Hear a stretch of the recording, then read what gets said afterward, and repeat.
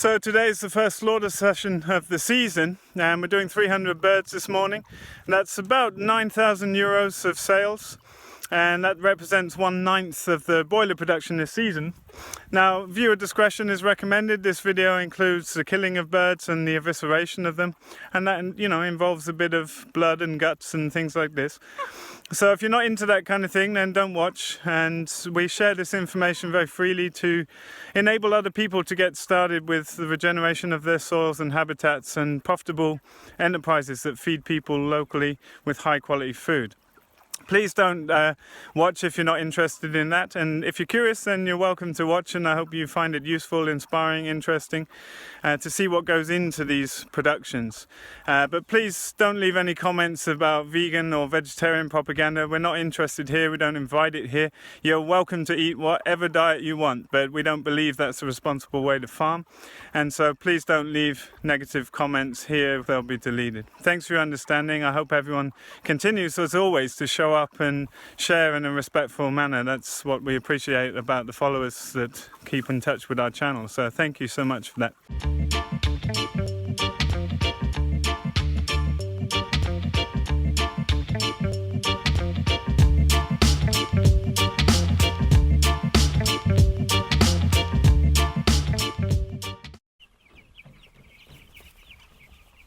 So first broiler session of the year, and we've got a few people that haven't been in before, so today's video I'm going to show you around how we process our birds on site. So this facility is one of Europe's cheapest approved slaughter facilities. It's licensed for poultry, but this is a wagon that cost us 200 euros, and we've put our own gear inside, lined it all with PVC, used the existing drainages, and the basic setup is kill station, a dirty room and a clean room. We have the smokery for smoking chicken behind, and wastewater drains down and is collected on the outside down here, and we're allowed to put that onto our non-edible trees. So you see wastewater collects by gravity out of here. So this is kill station. Toby's stunning the birds with electricity. You see the stunner on the left there. By law in Europe, you have to stun the birds before cutting the carotid arteries. You can also read on the machine here the amps and voltage, and you see as it gets connected it goes up to about 0.4, is showing optimal stunning there. This is from Sedgebeer in the UK. It's also where we get the kill cones from. Good quality stainless steel stuff. Any initial resistance I had to using an electric stunner has passed because it's actually a lot more peaceful. The birds don't get so stressed, and so it's nice to bring them down in small batches and not have them sitting in crates for long. That's how we prefer to do. We always have someone on the outside who's on chores. Today it's Niels. He's off doing feeding broilers, feeding layers, collecting eggs, etc. This is the last batch. They've still got their lights off. They're bled for 2 minutes, and then we're taking the heads off at the top of the neck, and they come in a tray into what's called the dirty side here to be scalded and then plucked. And most about the slaughter is about workflow. They come over here to be eviscerated. Any birds that are sick must be immediately removed, so that's my legal responsibility, is checking the health of each bird. Then it gets washed out, inspected, and given a grade, and passed through here to the clean room where all the data collection happens, and that's recording how long it takes from a bird being killed to get through this process all the way and then to reach internal temperature, which is, it's got to reach 4 degrees internal temperature within 8 hours. So we have test birds at the start, middle and end of each batch, and that's how we prove that we are meeting standards. We have a very powerful chiller, so there's no problem at all. Those are records that we must give to the authorities. So this is first birds in of 300 today. Birds in! So birds are scalded 63 Celsius for 1 minute 15. And then we remove feet before plucking to make sure that the birds aren't scratching each other as they move around in the plucker. Feet can be sold as dog treats and things like that, but we don't have much of a market for that yet. So our birds go into the plucker 6 at a time.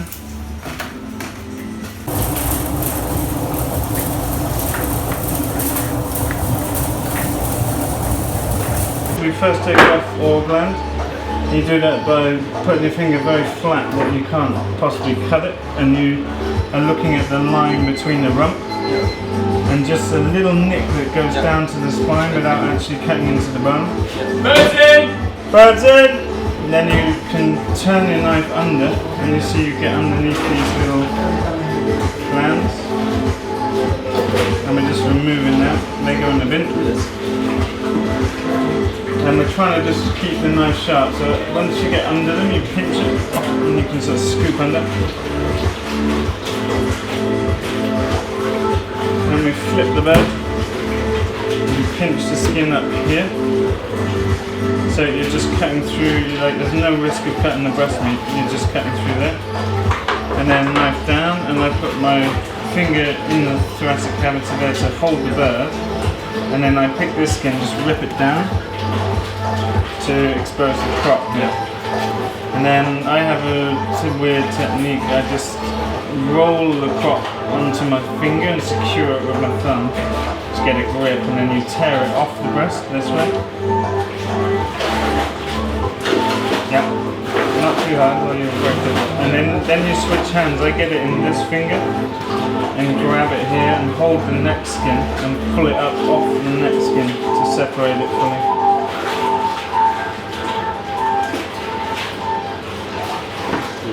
Like this? Yeah, but in the other hand now. And then, no, in the other hand. Because then you can get your finger under the esophagus and windpipe and poke through the membrane. I use the same hand, like.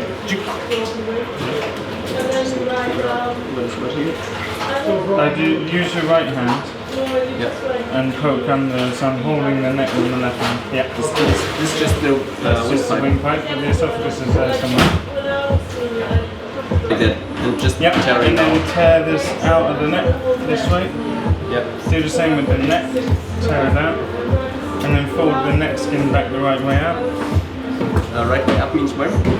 Like if it goes inside out, just make sure it's the right way out again. And then palm on the keel and squeeze here to get a bit of tension. And then there's one slice, but the guts are just underneath there that you don't want to go through it. So you get through that fat there, and then you can get your fingers in. But you should use your knife flat, like this. Yeah. And then 2 fingers each side, rip. And any shits coming off the side now. So you work sideways. Then you've got to separate the fat from the gizzards here. So I run my finger around to the right and slide it up and try and keep all this fat. Separates. I'm not actually pulling it out, I'm just going just separate. Then you've got to try and just reach everything you can. Ideally you can reach like this and pull it all out at once. If your hands are too big then you can't. And then you pull it off the table.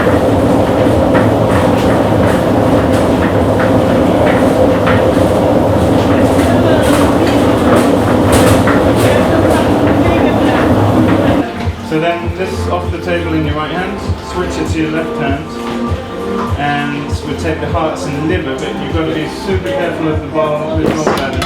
So you tease it away. Like if it splits, just drop all the guts. Yes, sure. But just teasing you leave a part of the liver on?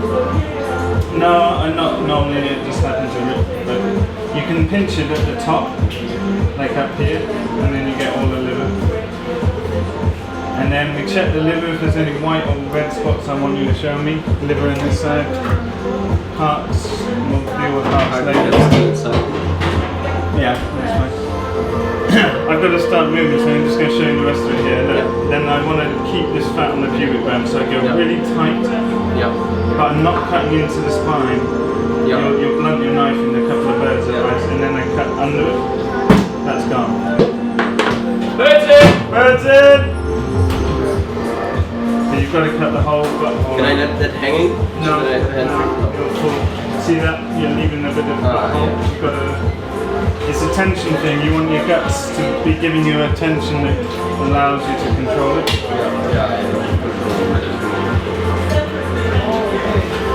Because you have to hold up a bit.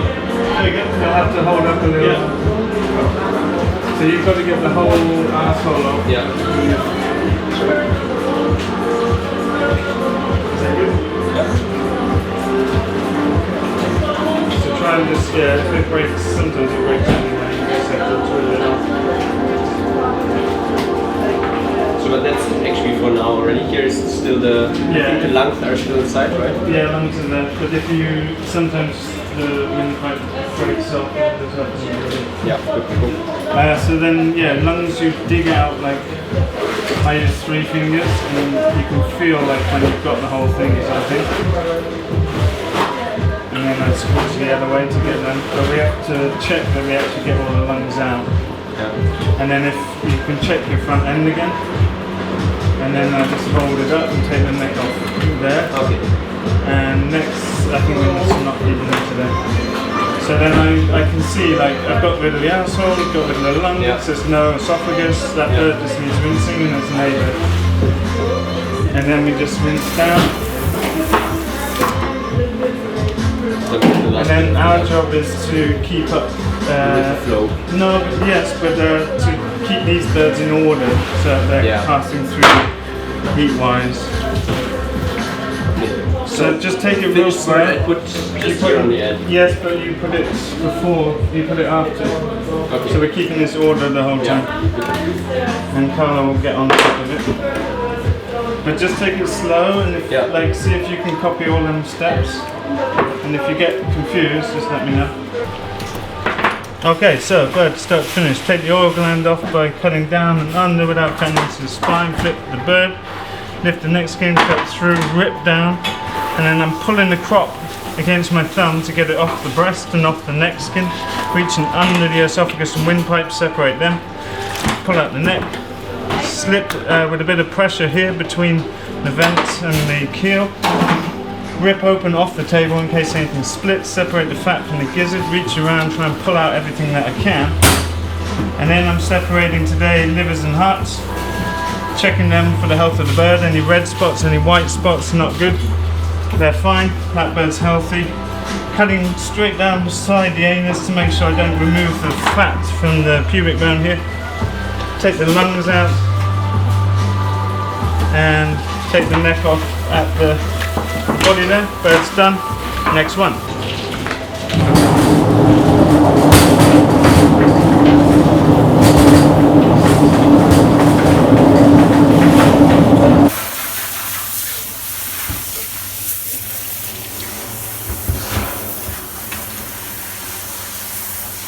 So organs are going through now, hearts and livers. They're full of blood obviously, so they must be cooled a lot quicker. So every 50 birds, at the pace we go, we can put them through and they go into ice water to make sure they chill down. So they have a separate regulation temperature wise. They've got to get to temperature much quicker than the actual meat in the chicken.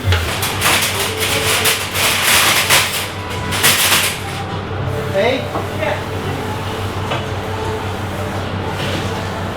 So here's all the record keeping, and this is where birds are timed when they come in, and the grades, which is Lucas doing a great job with, and birds get stacked up in here, so we can identify each bird, and organs you see go in cold ice water down here, but then that's how we keep records so that we know when we come back which birds from where, and when we pack them we read the grade. A is for perfect for customers, B is okay for customers that don't mind like a tiny rip in the skin or whatever. Seabirds are birds that have a broken wing or something that we'll eat ourselves. But then we check the grade, because sometimes the bird's skin will look like not premium to us, but then after being in the chiller it looks perfect. So we'll come back and regrade it again. And we check the temperatures in the chiller and just monitor everything here.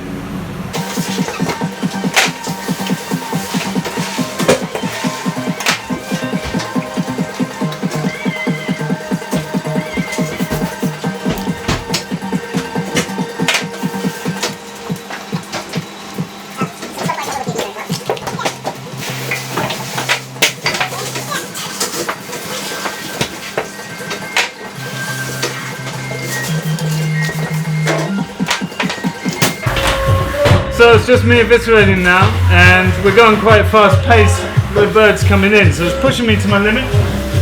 But we're not taking organs now. Like, we don't take all the organs because we have so many birds. We're not able to sell all those organs.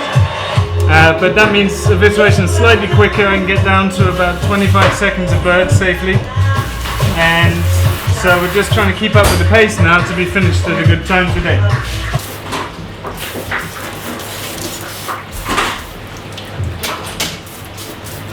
Okay, so clean your hands. Same with milking. Yeah, that's good. Don't touch your face or anything now. So you can do all the pulling bits, okay? I'll do the cutting. So this is the oil gland. That's how it oils the feathers. We cut that away. You see the yellow sacs there. So you want to get rid of that because it tastes a bit funny in the meat. You want me to wait with the burger? Yeah, she can't hear maybe. Alright, so then we cut here. Now you have to put your fingers here and rip this skin down. So you put one finger in there to hold the chicken. Yeah, hold it with your hand. And now you rip down with the, two fingers in there. And rip it. Yes. Okay, and then we've got to get this bit here, is the crop. That's its food sac. And it's stuck to the breast meat. We need to try and grip this white sac and pull it this way. Pull, pull, pull. Yeah. It's a bit slippy, isn't it? But you see you can pull it down like that and it's separated. It's cool, no? And then you can take it in the other hand and you've got to separate it from the neck. We're going up this way. It's a bit sticky.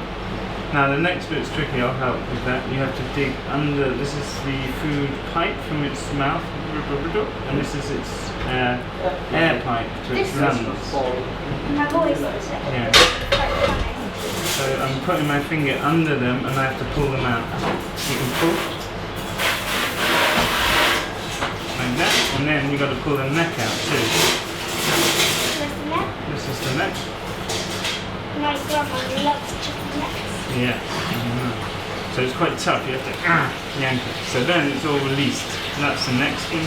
I can see the bones. You can see the spinal bones. Now this is the big cut to try and not hit the guts. You see the guts are just in there, so now you need to get two fingers each side and rip it. You have to pull quite hard, harder, harder. You can rip all this. Harder, harder, harder. Good, a little bit more. Now if it has a little bit of poo, we have to wash it off. So we'll wash your hand. Wash the bird. That's good. Now you have to run your hand over here.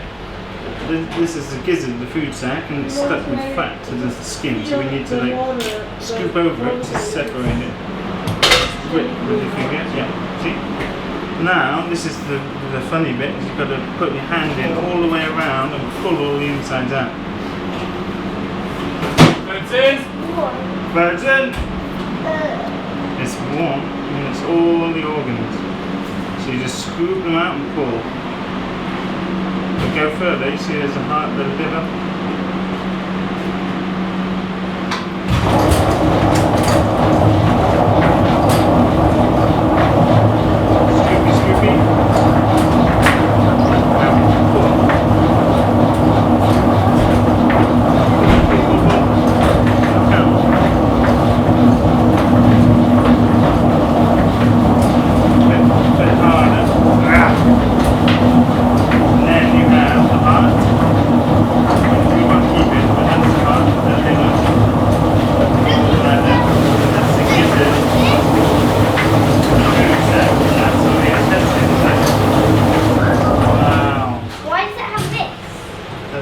That holds it together, keeps it all in shape. And then we have to cut it off, so that's its bum hole, and we have to make sure we don't get any, don't have to get any, we'll wash them in a second. Look, I'm cutting down, down, across, underneath, and there is a bit of windpipe we left, so if you want to see if you can pull that out. Pull, it's slippy. Yeah. Pull. Yes! No. I always Now. thought that interesting how I feel. Yes, the solid is so that they can't get stopped to breathe very easily. Because otherwise, if you lay down and went to sleep, you might not be able to breathe.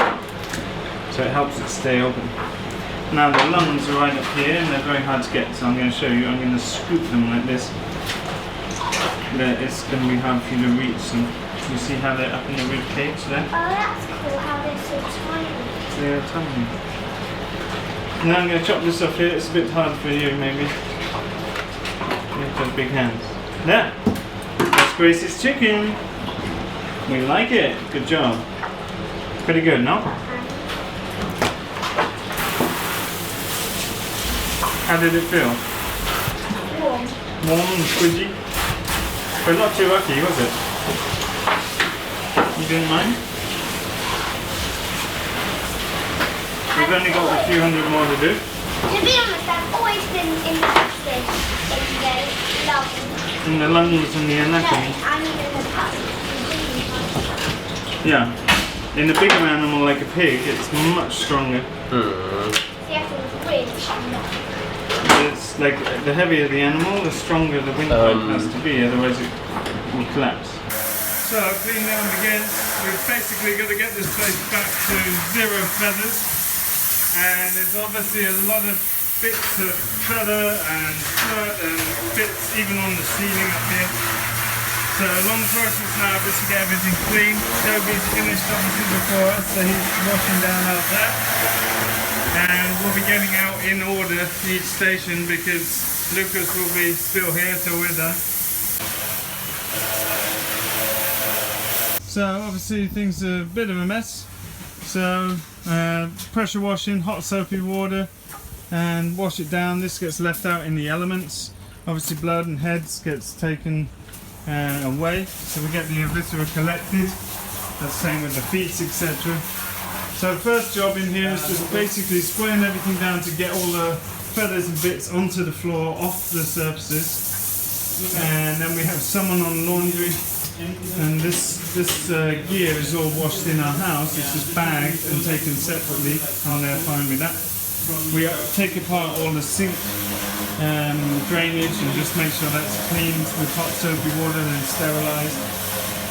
And take all the eviscera out, that gets taken away, buckets and then deep cleaned after that's been taken, but it can take 2 or 3 days for it to be picked up, so it's got to be fly proof. And basically we've got to get it back to 0 feathers, and then I'll come in with our sprayer. This is the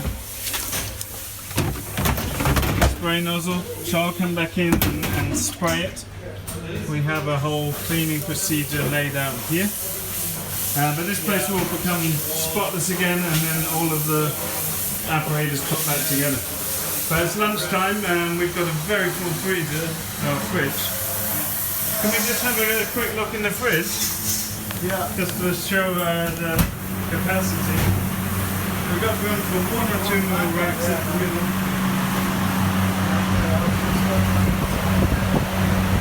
Pretty full. Good job, Lucas. So this is the other end of the wastewater, and this is the water produced from today's session. So this is allowed by our regulators to be put onto non-edible tree lanes. We put it in the windbreak and just disperse it through there. And it's very simple, but they're happy with that as long as it's not in contact with land that's being used as pasture for 12 months, which is not in our case. So that's the way we do with wastewater. So I hope you found that interesting. It's an integral part of the season here, and we've got 8 more slaughters to go, and then turkeys at the end of the year. But I hope you found it interesting to see into the process a bit and how it looks, and it gives you some insight. It's never the same as being here and like actually getting your hands on. We've got a pastured poultry masterclass this weekend looking at pastured layers, pastured boilers, and we're hoping to get the people coming to that training in the slaughtery too and get some hands-on feeling for it, because it's very different when you actually, you're in control of putting the birds through. But yeah, it's an interesting process that we take a lot of pride in by, producing much better quality chicken than you can buy elsewhere in Sweden. Some people, I know people from the States, Canada, have often commented about the price of chickens, but our birds sell for 120 crowns a kilo, which is 12 euros a kilo essentially. And that's actually cheaper than organic certified chicken in our store, like whole chicken. So this is one of Sweden's 2 organic brands. This is a Rico chicken. Nothing to do with the Rico ring that we sell at. But you can see here, it's in our local supermarket, it's 14.5 euros a kilo. It's certified organic, whereas ours isn't, although ours are only fed organic feed, but it's also been squashed and flat packed, which is probably great for bulk delivery, but it doesn't look very good. So I think, yeah, ours are a very good value for money. I think we do a very good value for money, and especially as they are hand slaughtered at the farm and moved every day onto fresh ground, moved twice a day as they get older. I don't think you can really go to a store and buy chicken like that, so we're very happy with that price as offering a really good deal for people. So just wanted to clarify that because I occasionally get comments to that tune. So this stuff is all sprayed down, clean, drains unblocked, and back to normal again. And we leave the inside with the fans on, keep it cooling down. And you see everything is clean, good to go. Birds are still chilling, still coming in here once now, keeping the records of the temperature of the birds to see how quickly they go down. But it's no problem ever because it's such a powerful unit. It's always capable of dealing with the amount of birds that physically fit in it. So then next thing is to come in here and set this scholder off for packing tomorrow. So we use heat shrink bags, we need them at 90 degrees C water. We'll have one in taking the birds out, checking the grading, passing it to someone putting it in the bag, shrinking it, passing it through here. It'll be weighed up here and records kept here and packed into chill boxes to take. Thanks so much for watching. I really appreciate the likes and views, and I really hope you get something from following us throughout the season. I try and just post a bit of everything going on really. You can leave suggestions for video topics and other things you might like to hear me talk about, and I'll keep an eye on those as time goes by. You can find out a bunch more in our book, Making Small Farms Work, as well as our on-farm trainings, which you'll see in the links below, and look forward to seeing you in the next video.